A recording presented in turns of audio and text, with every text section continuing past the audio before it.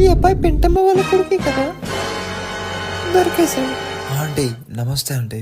Aunty వీడు నా school friend, వీడు తాగుతున్నట్టు నేను కాదు. పొగ పోయింది కదా పైన నుంచి, చూసాను నేనంతా. ఆంటీ ప్లీజ్ ఆంటీ ఎవరు చెప్పకండి ఆంటీ. అదేం పెద్ద విషయం కాదులే, నేనెవరు చెప్తా. అయినా జస్ట్ సిగరెటే కదా, ఎవరైనా తాగుతారు. A few moments later.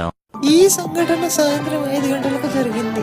నేను మార్కెట్ నుంచి తిరిగి వచ్చేటప్పుడు వీళ్ళని చూశాను. వీళ్ళేమో మంచిగా సిగరెట్ తాగకుండా పొగొద్దుకుంటూ మంచిగా నవ్వుకుంటున్నారు, ఆడుకుంటున్నారు. నాకు తెలిసి వాళ్ళ జేబులో ఒక క్వార్టర్ బాటిల్ కూడా ఉండాలి.